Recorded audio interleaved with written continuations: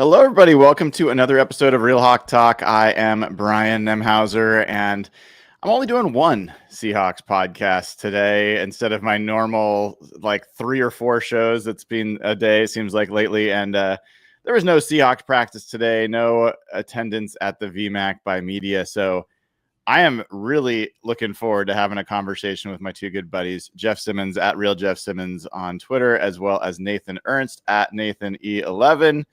As we welcome in Pete Carroll and the Las Vegas Raiders. Everything about that sentence sounds weird to me. Tomorrow night, because the Seahawks are officially back, preseason football is just about 24 hours away. Nathan, are you a guy? First of all, how are you doing? How are you doing? Oh, I'm doing good. How about you?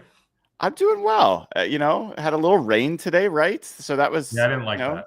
Didn't like that either, but it did get nicer. I just took a nice walk with Finn, so that was good. And gotta say, it was nice to have a little bit of a slower day. Yeah, I bet. Yeah, you're slacking, only doing one podcast. So that must be nice. No, yeah. It is. Are you a guy that tunes into preseason football? Oh, 100%. Yeah. Okay. And I mean, instantly regret it. The Hall of Fame game every year, I'm so excited, and every year I know it's the worst football product I will watch all year. And this one didn't really disappoint. It was pretty ugly, but no, I'm right there. I'm watching, and then I'm just mad about it and oh, this sucks. But I sit there and watch it. So for sure.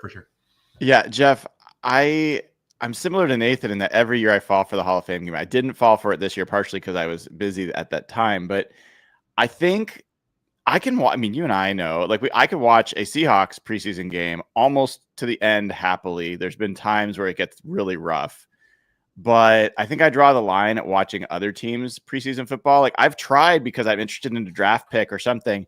Generally speaking, I just can't bring myself to do it. Oop, we lost you, Jeff. Somehow.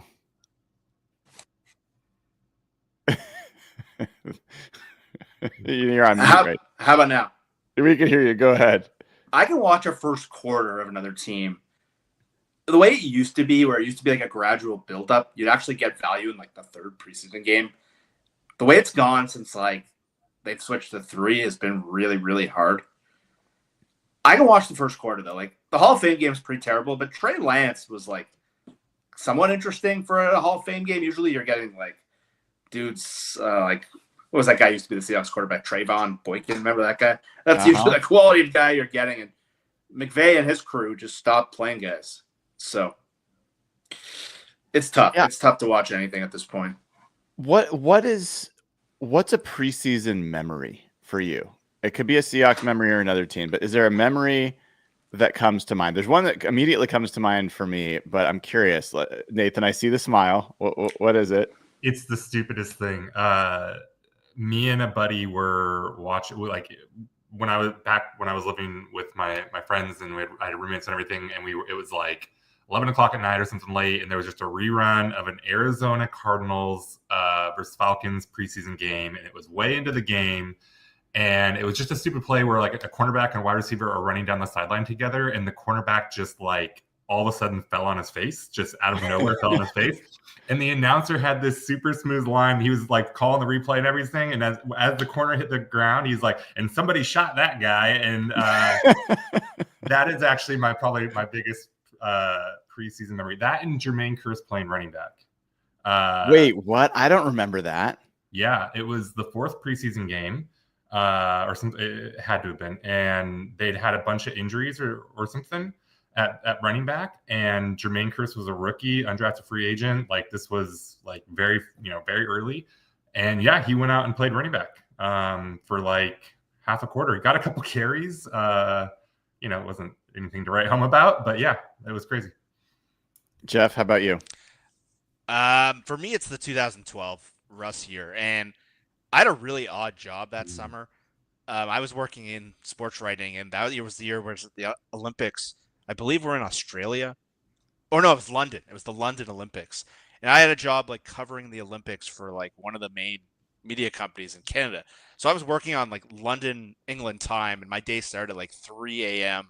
local time and would go to. And the only thing I had to have normalcy was like watching the Seahawks preseason, and that happened to be the Russ year, where those 2 games or the 3 games was probably the most fun Seahawks games. And I remember having to like really push it to stay up to get on Seattle time from London. I don't know if Rob Staten does it, but I was doing it that summer, and I was a zombie by like 8 p.m. Eastern time. But getting to watch Russ and like that, I barely made it to Russ's first game. I can't remember who they played. We didn't come into like the third quarter, but then there was that next game, and then the Chiefs game, and I don't know if I'll ever forget that preseason run up. He had that throw to a tight end in the Chiefs game. It was like down the seam or kind of over the middle, and he just got it right over the defender. I don't remember who the tight end was anymore, but that was when I was like, all right, yeah, no, this is happening for sure. Yeah, that has to be the most momentous Seahawks preseason, right? Like all the things, like the implications of those preseason games changed the course of the franchise. Like that was huge. That's not normal. No, I think not even Seahawks. I think that might be the most important preseason stretch any team's had in the last 30 years. Interesting. You might be right. Like T.O. dropping the ball from. I was going to say, how much do you think that the T.O. drop really factored in? It's probably actually nothing, but it was so symbolic. Yeah. It was a great throw. Terrell Owens as Seahawks legend, Terrell Owens.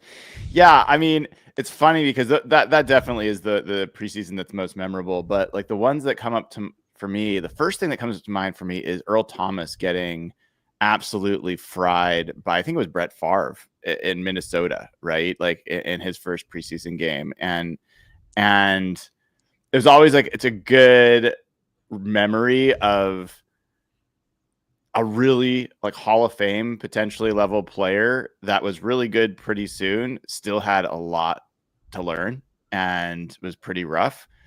And then there was the Nick Reed preseason where Michael Bennett got cut and 2 kickers were kept, and Nick Reed was, sacking everybody. So like there's been some interesting preseason moments. Casey Williams, the Casey Williams, Roymaine Pope double cut was also brutal. Yes. Neither of those turned out to be a Michael Bennett, though, thankfully. No, it's true. It's true. And there haven't been that many, other than Michael Bennett's the best example of, oh man, this guy was really good. They cut him, and then look what happened. That hasn't. The guard from New Orleans. Well, Jari Evans. Yeah, but he was like already good. Like that was a vet. It's a little different, right? That was so bad. A little different.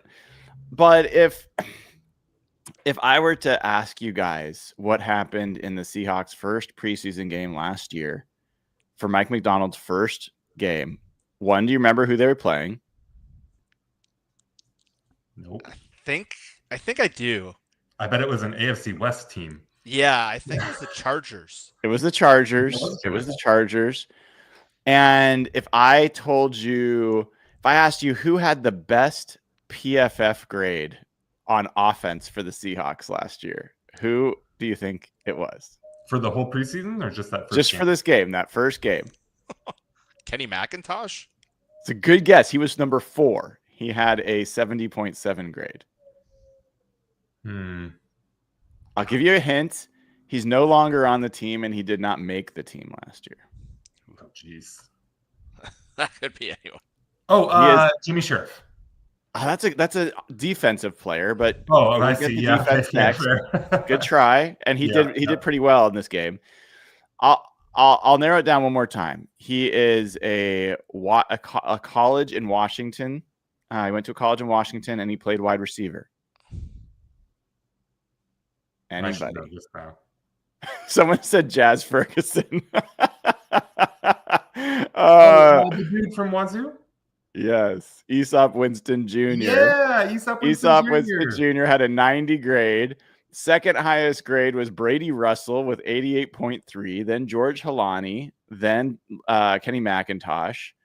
And interestingly, I thought I remember Christian Haynes having some decent plays in that first game. He had a pretty low grade overall, 65.2, but Jalen Sundell had a 80 grade as a pass blocker in that.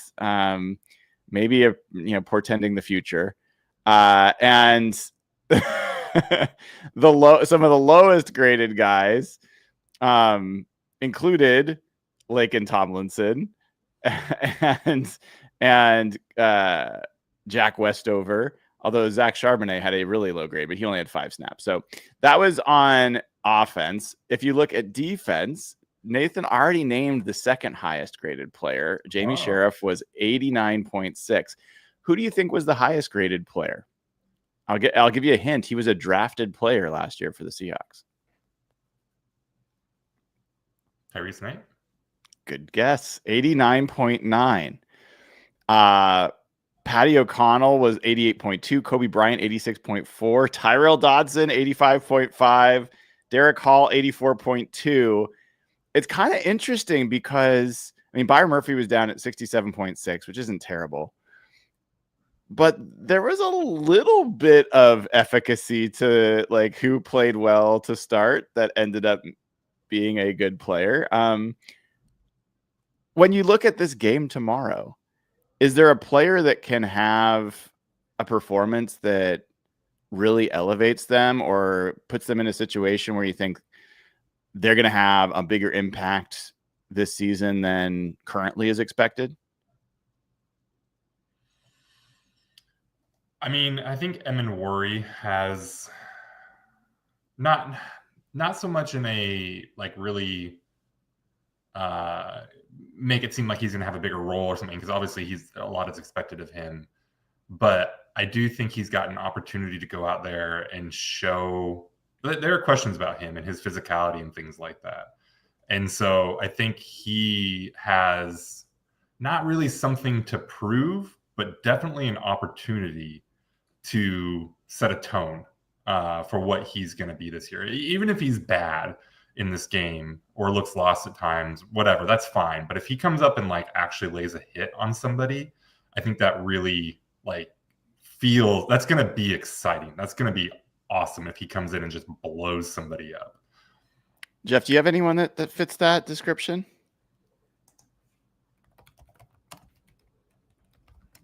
Oh, not hearing you again, dude. We're getting the Canadian audio. While you're getting that set up, let me put this up here for the super chat from Keith Lavelle. It says, bonjour, all U12s, 3 a.m. here. And yet here I am making a live stream for the first time in forever. With the season upon us, there are a lot of early mornings coming up. Thanks, guys. Go Hawks. Well, Keith, thank you, man, for giving us the super chat. And thanks for staying up late to tune in. And we can hear you, Jeff. Yeah. Okay, Jalen Milroe. I think the buzz is going to get crazy if Jalen Milroe lights it up tomorrow. And I know Josh Cash. Oh, there you go again. Darn it. We're going to give you another chance here, Jeff, because we can't handle not having your audio. God. Well, there's a reason you got a new system for me, and this will be the last episode with this old system. So I'm fully back. There's no headset. Yeah, Jalen Milroe, I think the buzz on him has started to take up all of camp. And now if you can really see him get going, it's going to be, I think just the momentum with him is going to be crazy. I'm in this weird spot and I need you guys' help working through it. And it has to do with Jalen Milroe to some extent. And part of it is I find myself kind of future tripping about this offense. And I find myself thinking about Jalen Milroe, Elijah Arroyo, AJ Barner, JSN, Torrey Horton Jr., pick 2 of Charbonnet, K9 and Damian Martinez, and then a very young offensive line that they bring. And I'm like, in a couple of years, this could be a really, really good offense. At the same time, I feel like the defense might be the best it's going to be. Like, this might be the peak year for the defense. If Leonard Williams, I don't know that he's going to be better than he's going to be this year or was last year. You got Boye Mafe coming up for his contract. You got Reek Woolen coming up for his contract. I'm wondering if this is the best the defense will be, and if the offense is the best the offense is going to be is a couple years from now. And like, so I'm kind of in this state of, man, I'm really excited about this where this offense is going. I'm curious how quickly it can get there. I think it's fair. I mean, especially with the general wide receiver situation, the offensive line, like there's potential there, but yeah, there's still potentially like, years away from really hitting their stride. But I think with offense, if they're right on some of these, and especially if they're right on Milroe, they have a long time to mess around with the defense and do what they want, right? That can go through iterations, and defense performance is just typically not as sticky anyways. So if it does kind of, if it's strong this year and then kind of wanes when the offense gets better, that's just going to be something that they deal with over time. And so if Darnold is the guy or if Milroe is the guy, then I think you're not so worried about it, because you're going to have to be kind of going through that with the defense.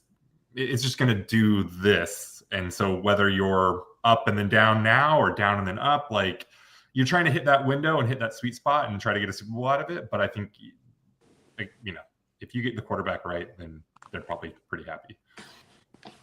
I mean, that's the thing, Jeff, is when the Seahawks have really risen to contender status, they've been able to have those two parts, or even three parts, if you consider the special teams, kind of come together at the same time and be at their, not necessarily peak, but both like rising.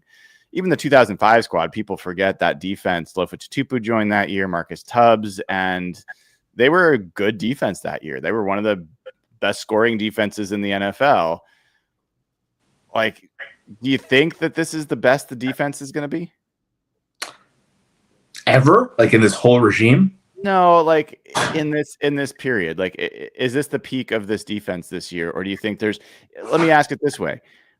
Why will this defense be better 1 or 2 years from now than it is right now? They just have such a collection of young players that is going to be playing together for a long time. There's a lot of reasons you might think this year, but like someone like the safety that Nathan was talking about, like Nick, like he's going to get better every year. Devin Witherspoon, second year in this defense, third year in this defense. Obviously, we don't know what's going to happen with Reek, and Ernest Jones is locked in. Tyrese Knight's locked in. Derek Hall is here for a couple more years. Byron Murphy's just getting started. Yeah, Leonard Williams and Reed, I get it, and DeMarcus Lawrence. But I just think the core of these guys, and with Mike around, the way they can really just continue to build on this and continue. This year, they almost had no draft capital, like one of their first, 5 or 6 picks. That might be another area they just continue to add in the future. And edge is going to be a big need. And they still don't have the premier edge rusher. This is supposed to be a really good edge draft. And that's a spot they can upgrade. Corner is a spot they're going to continue to look at. So I think they're ranked by Aaron Schatz as the best team, second best team in the league, 25 and under.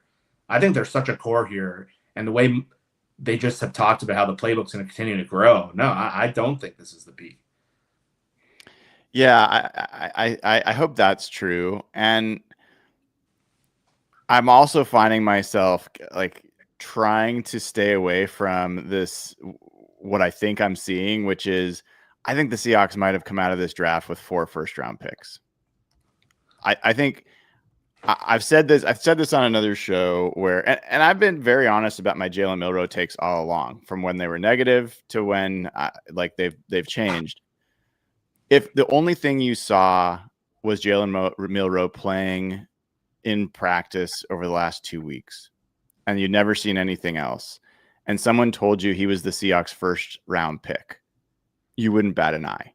Like, honestly, I think it's even not crazy to say if someone told you Jalen Milroe was a top 10 pick, you wouldn't bat an eye. And think about the fact that Caleb Williams looks like absolute shit, like for the Bears, not just last year, but now. And think about Anthony Richardson, who was a 4th overall, like has looked like absolute shit. Like, I've already seen Jalen Milroe do things. Granted, it's in practice, but it's still against a very good defense that I haven't seen those guys do in terms of progression and in terms of accuracy. And then you throw Elijah Arroyo in there. If you told me he was their first round pick, Nicky Manwari, if you told me he was their first round pick, and Gray Zabel, like all those guys, and Torrey Horton's not that far off. Like I don't think he's a first round pick talent, but he's played at least like a second round pick talent. So I was talking to someone who I know who said the book that they heard on him is that he looks like a day 2 pick already, Horton. And then I heard Dan Jeremiah say on his podcast yesterday that he was talking to one of the front office people there, and Jeremiah had him ranked in the top 40 before the year, and they said this guy is way ahead of where we thought he'd be. So, and then you add in Robbie Utes is going to be the starting fullback. Riley Mills hasn't even touched the field yet, and apparently the word on him is really good. Like the 2022 draft has so many contributors, but think about the volume of like contributors and guys who look good already. It's got to be the best thing about this franchise right now, just this rookie class. Yeah, I mean this could be an all-timer. And look, guys, Milroe tomorrow, we should talk. What are our expectations for him? I will say this. If he goes out and throws 3 interceptions tomorrow and looks like crap, it won't change anything for me. Like I've seen enough reps from him. I've seen him make throws. I've seen him progress that like it'll just be part of the journey. I've watched enough quarterbacks go through these practices like and not do what he's doing to say he's already checked some boxes, and now it's just a matter of time and maturity. But Nathan, what would be an acceptable Jalen Milroe performance tomorrow, and what would be a oh shit, like we got something? I don't know. I'm gonna be skeptical. Good. We need that. Keep our feet on the ground. Yeah, I mean that's just me. I mean, I am excited to see how he looks just as an athlete against other NFL players in live competition, even if it's going to be against third stringers and stuff, most likely. But yeah, it's hard for me to get too excited about him in the preseason just because you're going to be going up against more vanilla schemes, and I already expect him to outclass these athletes. And so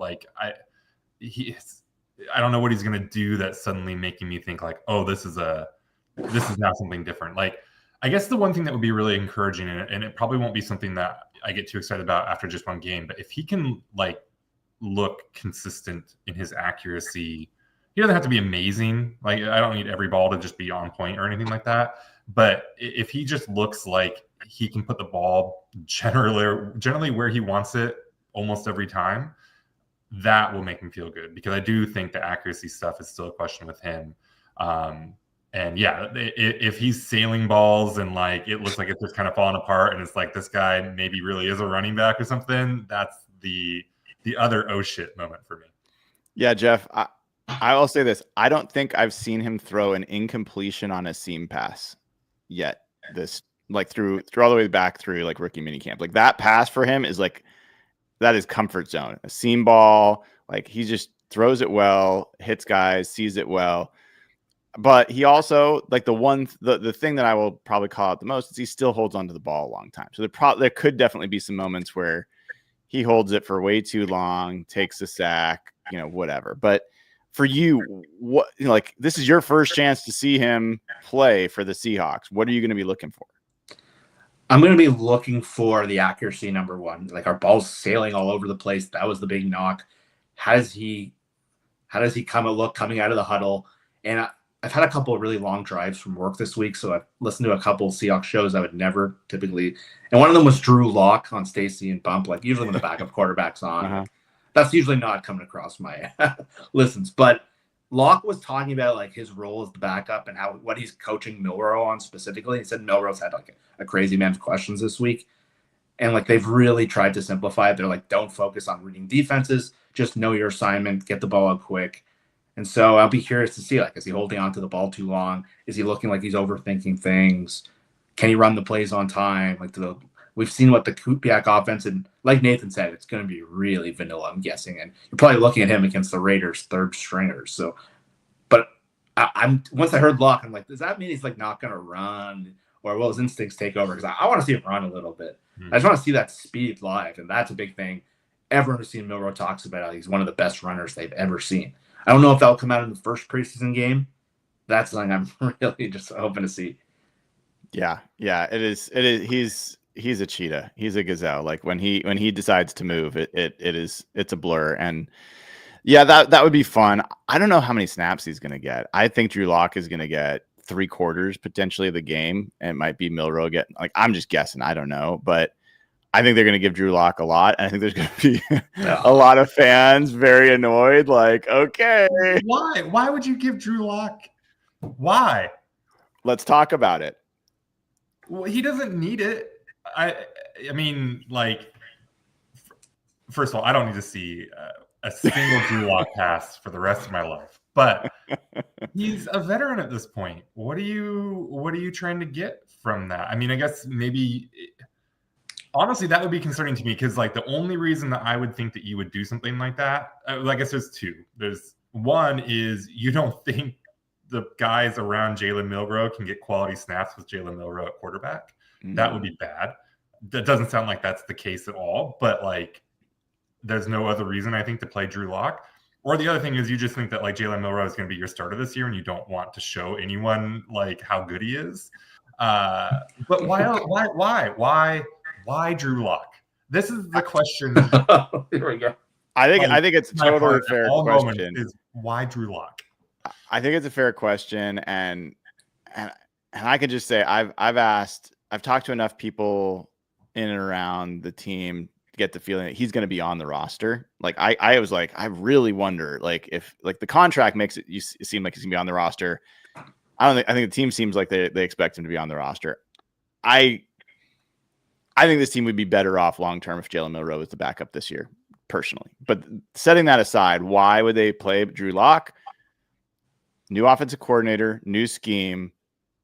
I think there's questions about why Sam Darnold's not playing, to be honest, because they need as many snaps, as many reps as possible. And so Drew Lock, hopefully, these are the only reps he's going to get this year. And they want him to be as ready as possible to take over should Sam Darnold go down, despite what fans might want in terms of where Milroe is in the pecking order.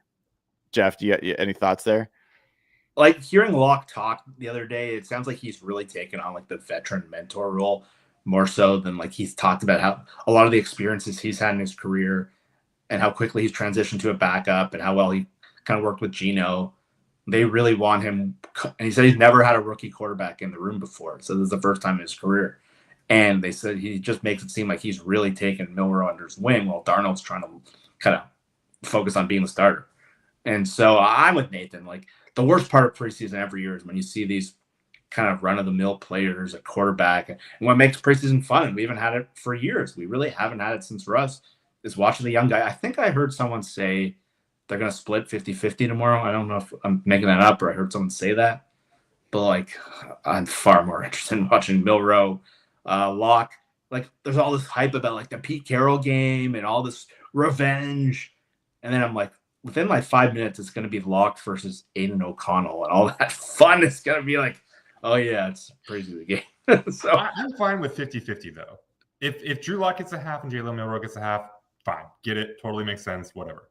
If Drew Lock is playing like 3/4, though, that just seems stupid to me. I don't get that at all. Yeah, I don't know. I'm not reporting that it's going to be a 75-25 split, but I've seen plenty of times in past preseasons where that's the split.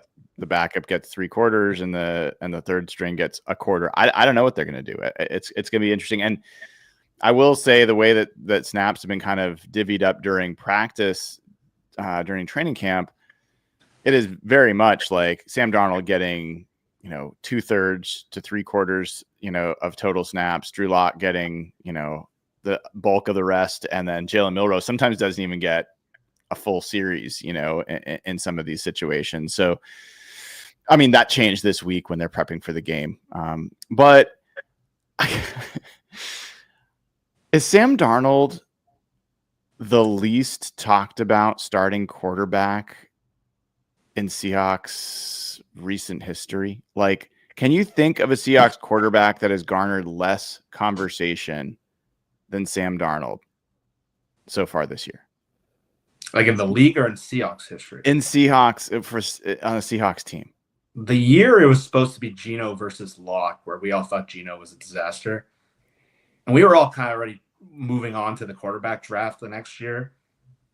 That's the only one, because other than that, it's been Hasselbeck, Tavares Jackson, maybe. Tavares Jackson, maybe. Like, at least Darnold had some upside. Tavares Jackson was literally just like a placeholder. Yeah, I think CJ, I mean, like, as pessimistic as we all were about Geno and Drew that first time, we talked about it a lot. Yeah, fair. Not in any kind of good terms, but we talked about it a lot. I think Sam Howell last year got more attention than Drew, or than Darnold is. Sam Darnold. Yeah. Yeah. That's the thing. Like, I think we could do show after show and not mention Sam Darnold, and people wouldn't think twice about it. Yeah, he's so unassuming. Like, is that the reason? Do you think that's why? Is just like he hasn't grabbed people's imagination as a personality, or is it that people just have like no expectations for him? I think it's a combination of there not being any question that he'll be the starter. I mean, I know there's people out there that are like Milroe or whatever, but like that's just not happening. So there's no real controversy around it. And I mean, me personally, I'm like, he'll probably be fine. He might suck. I hope that doesn't happen. I'd rather not think about it too much. Like, then that's kind of where it ends. Like, is he going to be good? Yeah. Is he going to be great? No, probably not. Could he suck?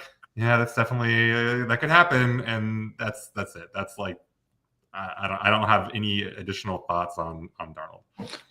It's weird because the players love him. Like, words from the players, they're talking about him like even different than how they talked about Geno. Like, I heard Cooper Kupp on the NFL Network, and he was just raving about Darnold, and JSN has been raving, and Brady Henderson, whenever reports, just talks about how good of a leader he is, and then when you hear him talk, it's like he's boring. Yeah, I think what Nathan said is right there. I think it's because he's like McDonald made it very clear right away. Like, this guy's 100% the starter. A lot of that talk after that first OTA practice has gone away. It seems like he's come on. Like, you and your show the other day, pretty bullish of what the offense looked like. The reports from camp doesn't seem like they've been great or horrible. It just seems like they've been fine. And I think when you combine all of that, where people I don't think people are like, I think a lot of people are looking like beyond this year at quarterback. I don't think there's a lot of people who are attached to him. I don't think, and because it's a 1-year deal and you can get out after that, I don't think many people care that much whether he's good or bad. It kind of tells us if he's great, then you have a quarterback. If he's bad, then you move on. So it kind of feels like a placeholder-ish, and he's just not that interesting when you hear him talk. Should we take odds on whether we think he's going to be the quarterback next year? So that's kind of the thing I was going to go to next, Nathan, is he has a chance to do the funniest thing. Like, I mean, if he goes out and plays 80% of how he played last year, if he does that and looks like a legitimate top 16 starting quarterback, and the team wins 10, 11, 12 games, makes the playoff, maybe they win a playoff game, I don't know how fans are gonna feel about that. Like, they're gonna be like, I think there's a chance the fans will still be like, what do we do? Like, it's got like Minnesota last year, right? Like, do we trade him? Do we keep him? Like, what do we do? Because there's gonna be one play this year where Jalen Milroe gets like a read option and takes it 60 yards for a touchdown, and I'm gonna call him Sam Bradford all night. Sam Darnold is gonna be like perfectly acceptable, and they're gonna win a playoff game, and it's like, okay, well, yeah, exactly. What do we do? There's some weird vibes too, like coming out of Minnesota or like McCarthy. Doesn't seem like he's doing particularly well. I heard Colin Cowherd say this week that like they're having to like prop him up to make him feel better, and he was like, they should have just kept Sam Darnold, and I was like, no one was saying that in March. Like, I've got priors to protect on JJ McCarthy and Caleb Williams. I know I'm not even talking about McCarthy, but they're now like wondering if they should have kept Darnold. It's the same spot we were kind of in. It's like, what do you do with this guy if he's good? I would have never even posed that question or that scenario like a week ago, probably, because honestly, Darnold's been just okay. Like, he's been good at times, better overall.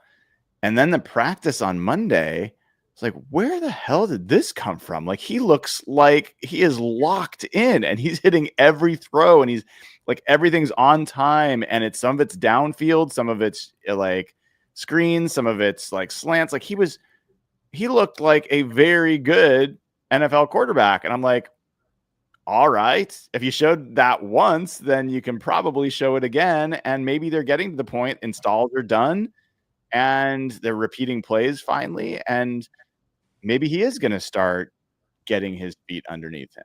And I don't know, like, I think he's the least talked about starting quarterback that's being paid, like has $100 million contract. He's got to be the least discussed quarterback with that kind of situation in the league. So we've got some super chats. Let's get to some of these. We're going to get to our patron questions in a second. This is from Halo Hawk. Says, do Pete and Geno get boos or cheers? Jeff? Pete is absolutely going to get cheers. And this is really, like Bob Condotta wrote, this is the first time he's really got to come back to the field. I'd say he's going to get a pretty big ovation. I think Geno's going to get booed. Nathan? How fast are fans going to turn on Pete, though, when they win? They win this. The Raiders win this game, and it's on some stupid Pete Carroll bullshit at the end of the fourth quarter, and he's dancing around on the sideline doing his thing. Like this, there is. I mean, Pete's like a lovable old grandpa, so I don't think it'll go this way. But there's some real Richard Sherman potential here when it's like, where it's like, when he's on your sideline, it's real cool, and then when he's over there, it's like, that dude's a dick. He's annoying, yeah. So I will be interested to see if fans start getting a little irritated with the antics that they really loved for a decade. Yeah, I mean, I agree with Jeff. Pete gets cheered. Geno, if they play him, I don't think there's much doubt that you're going to hear. Like, boos are just easier to hear than cheers anyway. And I think that'll be, I don't think it'll be that mixed. I think you'll hear a lot of boos, which for me is a shame, but I think that's probably what you're going to get. I mean, honestly, I'm not sure how many cheers he got last year when he was on the Seahawks. So when he's not, I don't think it's going to go as well. Hawk Scoots says, how many snaps does Eamon Worry get a game? Love the crew. Well, we love you too, Hawk Scoots. I don't know. Like Mike McDonald said he's going to play. I haven't really thought about how many snaps. I would expect him to play a quarter, 2 maybe. You guys any different thoughts there? Okay. I was thinking a quarter. Yeah, I think something like that. Will Fries, the guard for the Minnesota Vikings, big super chat. So thank you for the generosity. He says, so last year we thought the offense would be way better than the defense, and the opposite ended up being true. This year we expect the defense to be way better than the offense. With recent practices, any chance the opposite ends up being true? I don't remember it that way. Did you guys remember? Like, I talked about the defense maybe being the top defense in the NFL going into the season. I thought we all had the offense quite a bit ahead when we did like the points per game predictions and all that. I don't think I did. No, Brian, I remember me and you did a show, I think when I was in Seattle for the opener, and you said that, and I was taken aback for sure. But I think the consensus, and like if you've played fantasy football, the general consensus was that Ryan Grubb was going to unlock the Seahawks offense. And if you watched them play the Browns last year with the starters played, they looked incredible. And with the receiving core and the 3 guys at Washington, and then you saw the first game and you saw they still suck up front, and George Fant got injured in 10 seconds. And we were all at that first game. It was a disaster right away. I guess that was the part we all kind of missed in that evaluation. So, the consensus was certainly that Grubb was going to really be the guy to unlock the bad Shane Waldron offense. Yeah, I as far as the other part of the question, the chances that this offense is better than this defense, I think is like less than 10%. That would be really surprising. That doesn't mean that there's no chance the offense will be good, or I don't know, like good. I'll stick with good, but I think this defense is going to be excellent. So it's just hard for me to imagine the offense in its first year with this collection of players being better. That would be hard to believe. I think we all. So, Brian, you predicted the offense to average 28.7 points a game. You also predicted the defense to have 19.7 points a game. So you had them quite good on both ends. But I think generally the consensus here just looks like we were more optimistic about the offense than the defense for sure. Yeah.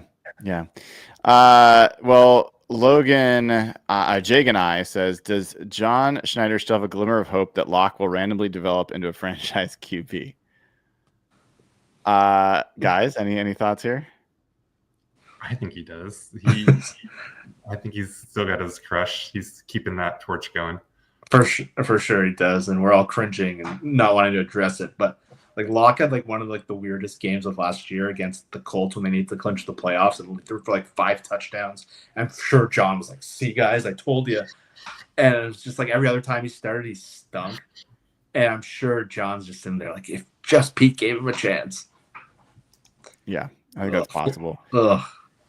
Josh Cashman has been a member for 16 months on this channel, and I wish that it actually showed the custom emoji of Evan with pie on his face, but he just says Jalen Milroe. That's his whole super chat.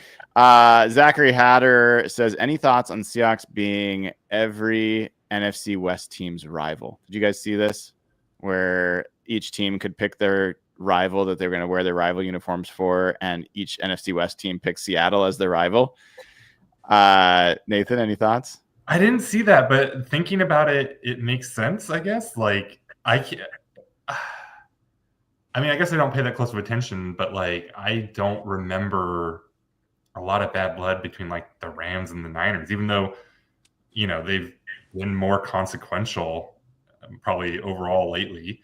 But yeah, it seems like, there's a saying that I tell people, like, if you meet an asshole in the morning, you met an asshole in the morning. If you meet an asshole all day, if you meet assholes all day long, you're the asshole.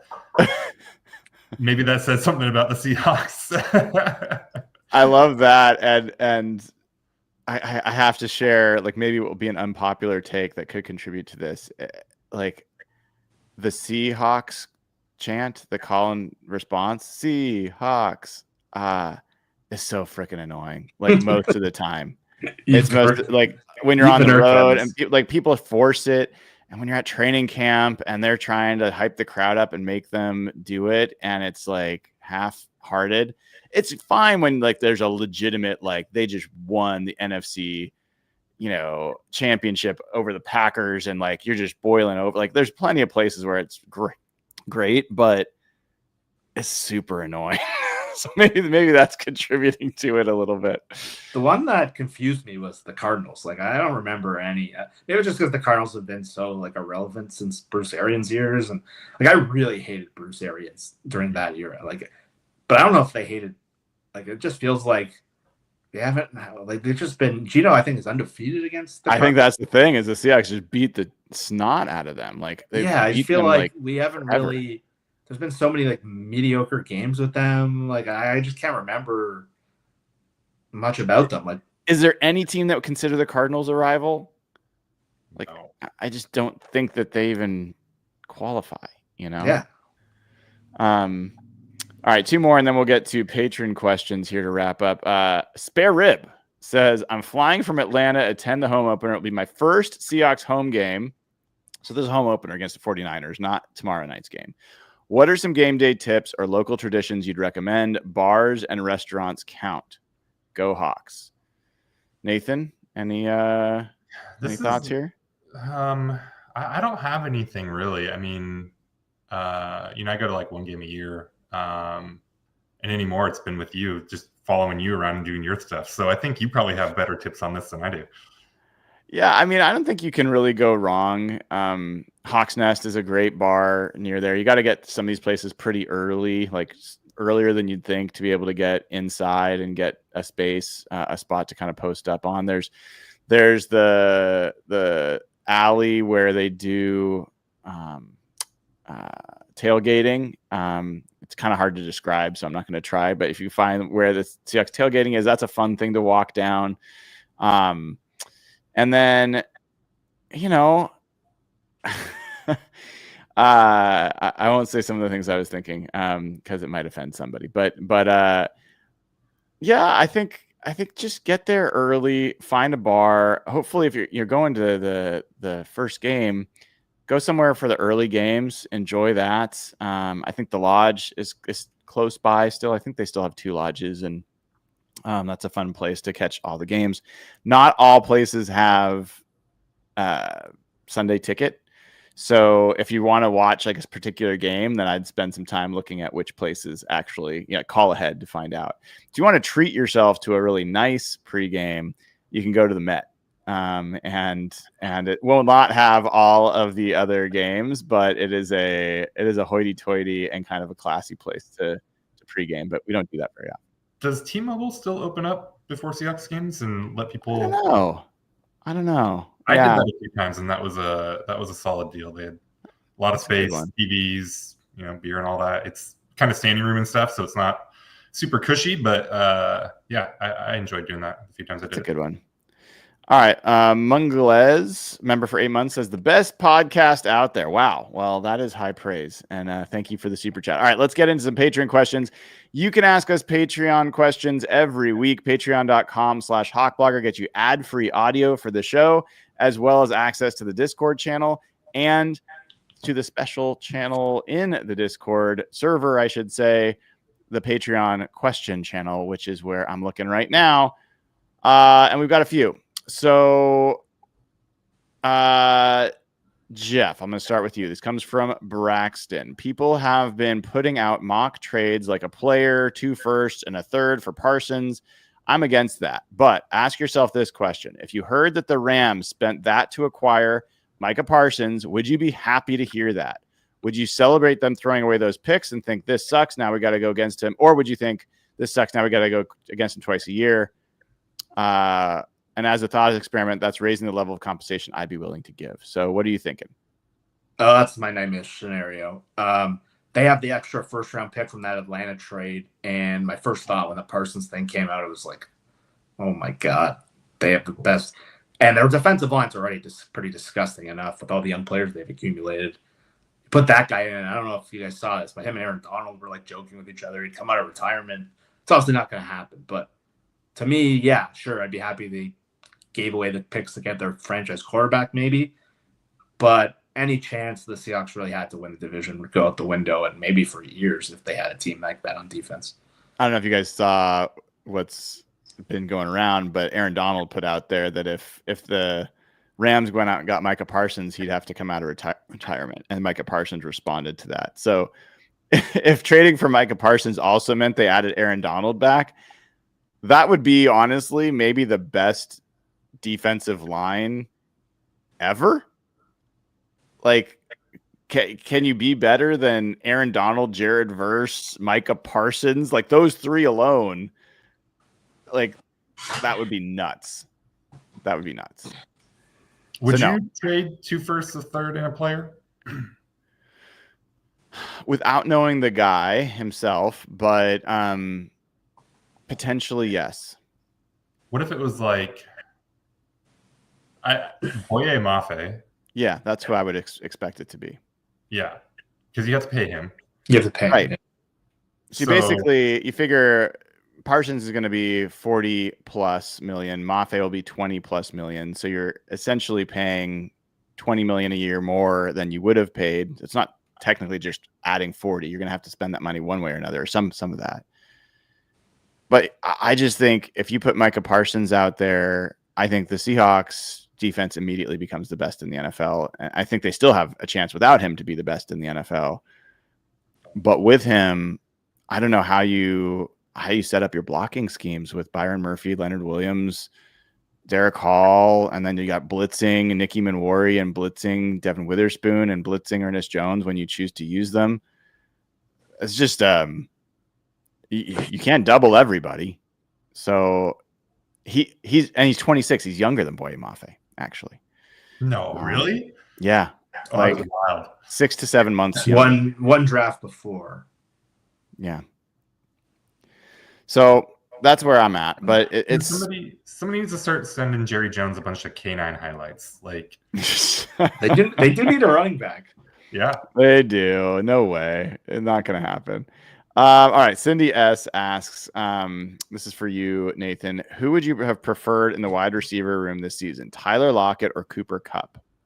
Assuming they both had the same contracts, and why? Cooper Kupp, just because it's different. Yeah, I love Tyler, but he just has not been a super interesting player, even though he's continued to be pretty effective. And yeah, just it's for no other reason than Cooper Kupp. Like he's gonna get hurt 3 weeks into the year and and do nothing. But Cooper Kupp, that's more exciting than Tyler Lockett. So just that name recognition alone, and because ultimately I don't know that it matters that much. Like I don't think, I do think we'll probably get very little out of Kupp, but I don't know that we're missing on some kind of resurgent Tyler Lockett season. Yeah, I think that's right. Vince Ochoa for you, Jeff, says Clint Kubiak in a recent interview mentioned Zach Charbonnet multiple times when speaking about the run game. Does this impact your view on how much Charbonnet will be used compared to K9? What do you think the splits will look like once the season begins? Well, I certainly heard the comments, and I think since that article, our buddy Brady Henderson put out another article himself alluding to that, saying Charbonnet is going to play a lot more than people think. And sounds like he's really won over the new coaching staff, and Walker doesn't feel great. He's missed a bunch of practices, being either held back or with foot injuries. And I think Charbonnet might end up playing more than Walker. And it's not ideal. We all talked about how important Walker is. I think 60-40 would be my guess, 60-40 Walker. But Brady wrote the day later that same thing. Like Charbonnet is really impressing these coaches. And I think they asked Kubiak in that interview, if I recall right, like the two things you have to be, and one of them was availability. And it's not been Walker's strength. I'll tell you what. What's that saying about plans are great until you get in the middle of like a war or something? Until they get punched in the face. Yeah, I see. Like that's all fine and well, but then you're gonna see Kenneth Walker move in a game, and you're gonna see Zach Charbonnet move in a game, and you're gonna be like, well, he did just like average 8 yards on that series. I think we're going to stick with him a little bit longer. We'll see. Assuming he's available, I think he's going to force them to reconsider that. I do believe that they're sending a message to Kenneth Walker, like, you need to be out there. All right, Nathan, back to you. This comes from Brundon, who says, way too early, all caps, so he's calling that out, but with the hype around Gray Zabel, Nicky Manwari, Torrey Horton, Jalen Milroe, and Arroyo, is this the best draft class since 2012? No. All right,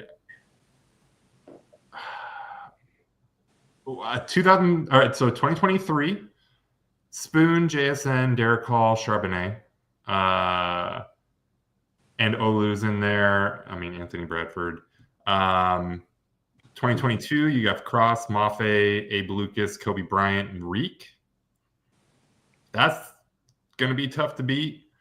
So no, I don't think so at all. Although going back before that is pretty yikes. But those two alone, I think, 2023, 2022, I would say, with the way too early asterisk on this, I would not crown them yet. I'll just throw in there, I think there's a chance for it to be better than the 2012 draft class.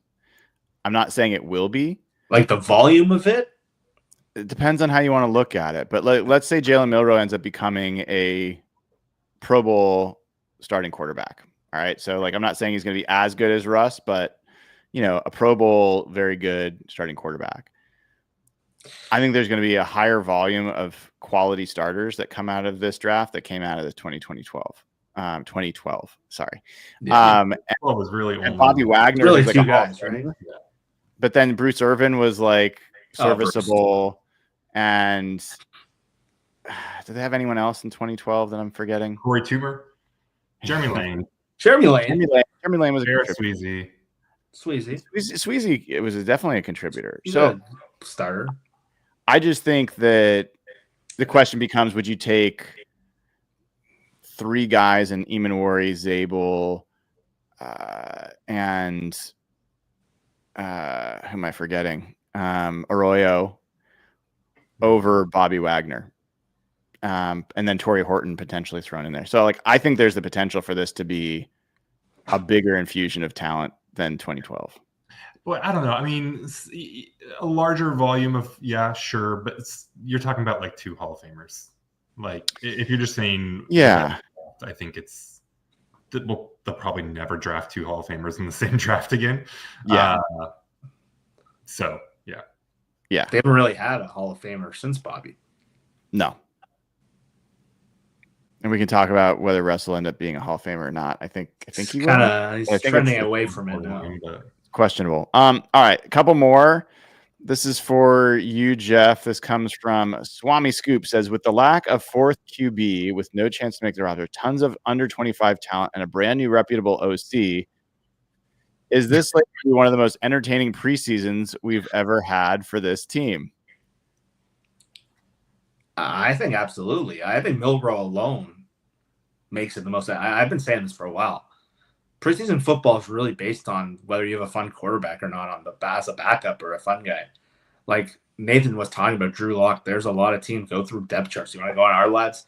There's a lot of teams with Drew Locks, and think about the volume of even before Geno got good. Like watching Geno play in the preseason was pretty rough. Sam Howell last year, like most teams end up with those guys. And Brady Quinn we had one year, Tavares Jackson, Matt Flynn. And it's not very interesting.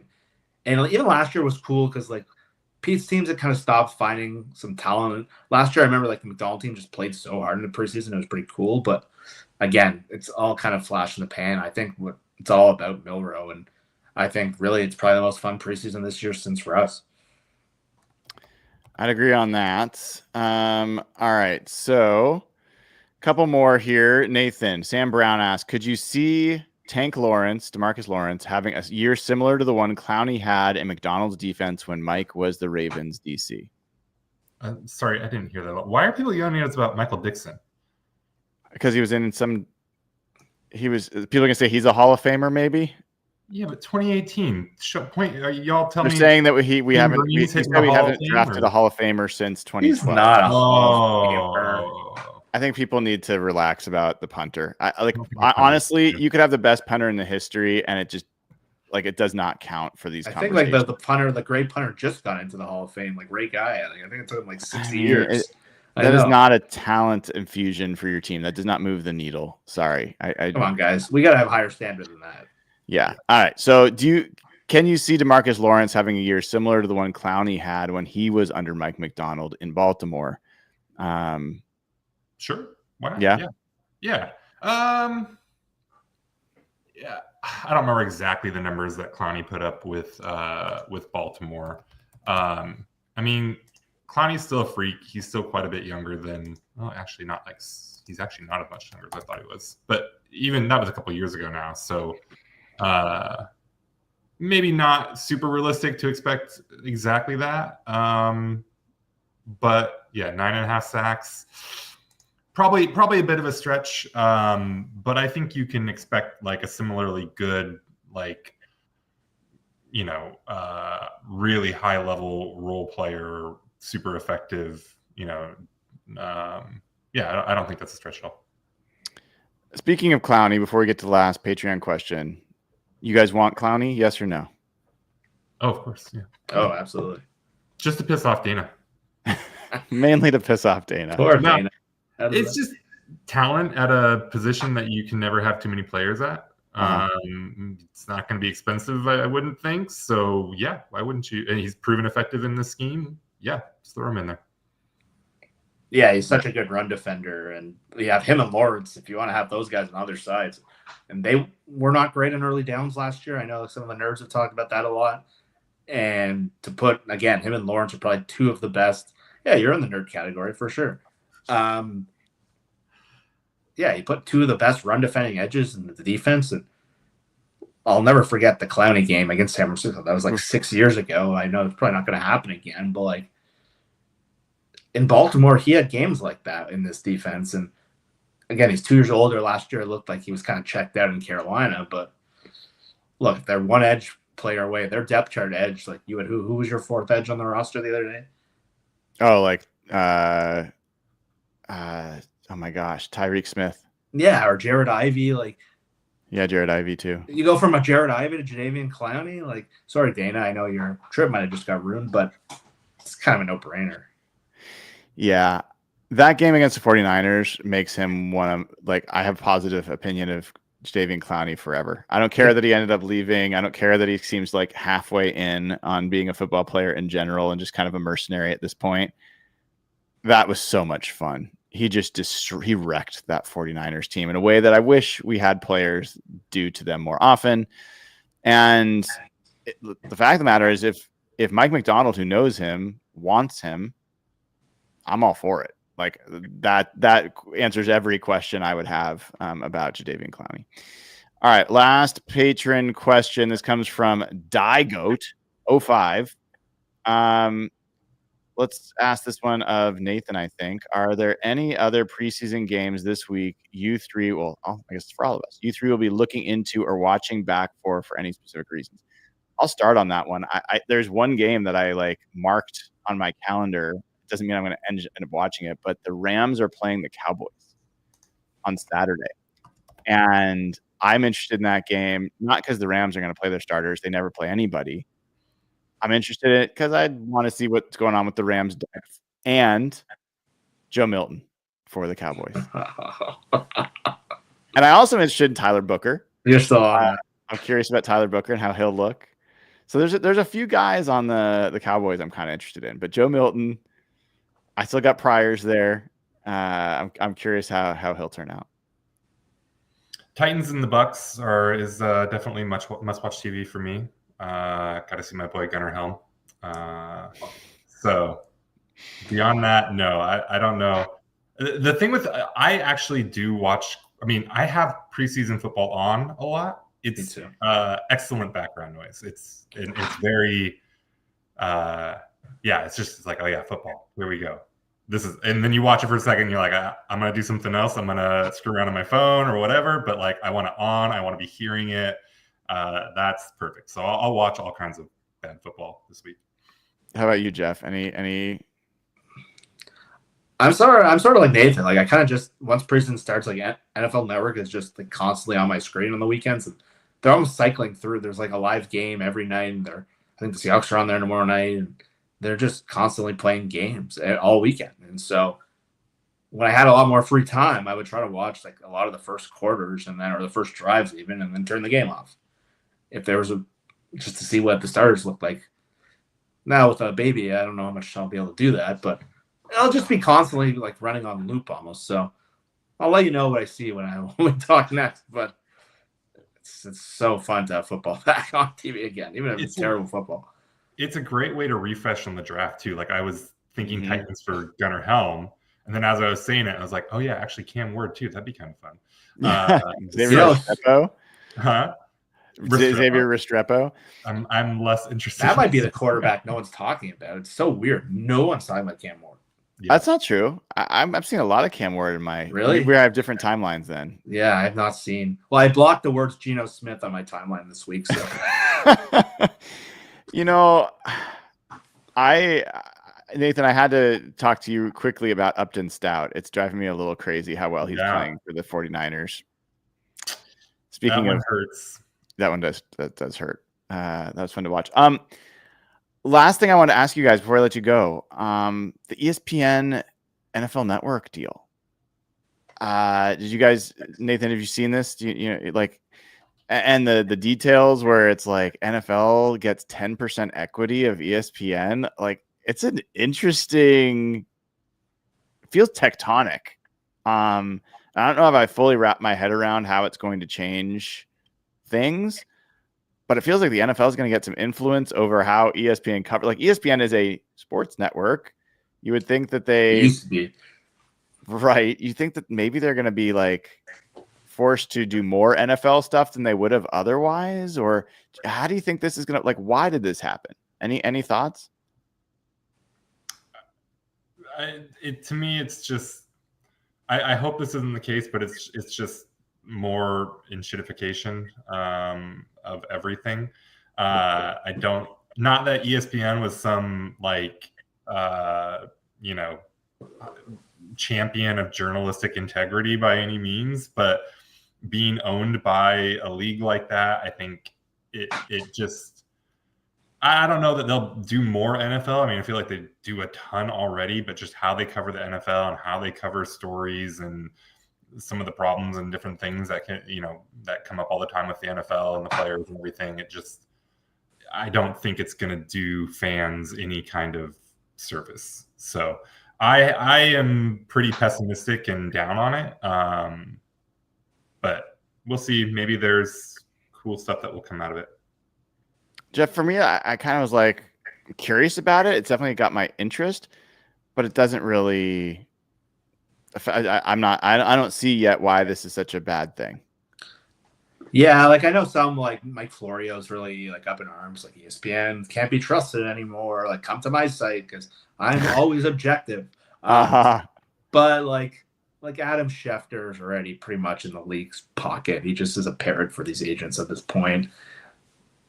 I'm not the biggest Peter Schrager fan who just came over from there, and he's just basically like a mouthpiece for all the coaches. He tells everyone he's friends with, and I think some of those guys are just going to get a little worse. And like one of the things that irked me about the NFL Network, and this was always tough, like remember that Saints-Rams playoff game where the Saints just got screwed on that call, and like the next day the NFL Network brought their team in, like they just didn't talk about it because couldn't say what actually happened because it made the league look bad.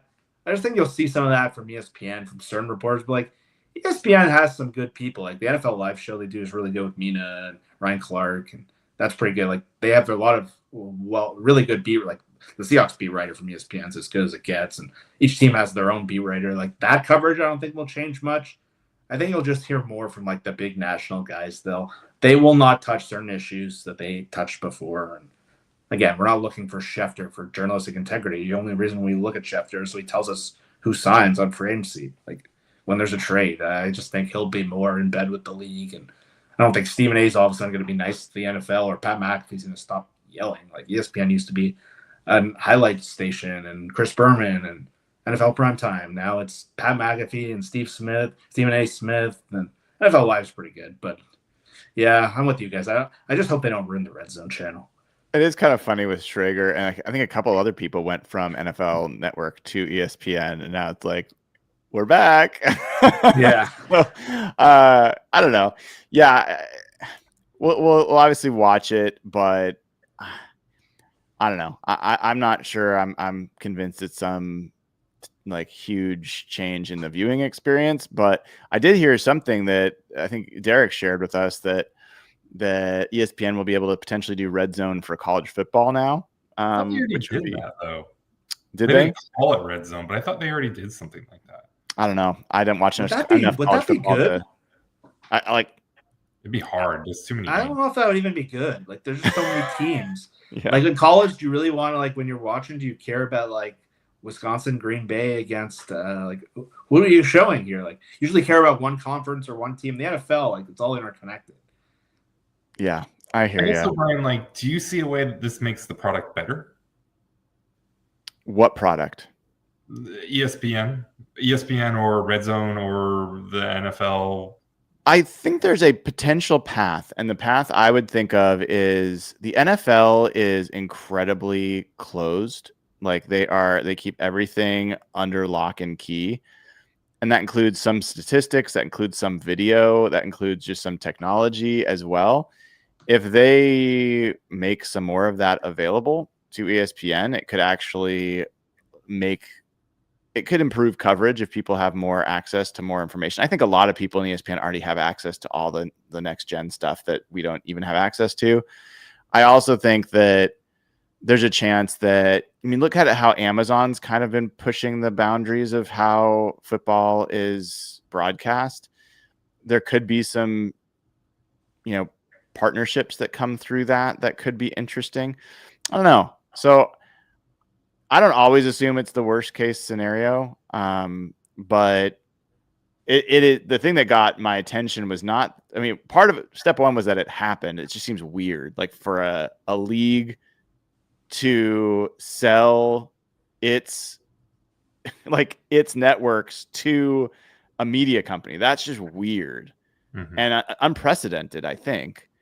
And then for it to be an equity deal is all like makes it that much more interesting because now they're really in bed together. And so I've not listened to enough smart people talk about it to really have a more formed opinion. That's why I wanted to ask you two smart guys if you had any thoughts. But you know, it was big enough news. I at least wanted to get a couple thoughts from you guys about it. Yeah, it's kind of weird. ESPN like doesn't really have like the voice of football anymore. Like Chris Berman was like he hosted every draft and he hosted every big event, and now like I think like Mike Greenberg hosts the draft for them, who's like clearly not that guy. Like they had Trey Wingo for a bit, and like they have Rich Eisen. Like they don't really have that like voice of the NFL. Like, they have amazing people, but it's kind of weird they don't have that.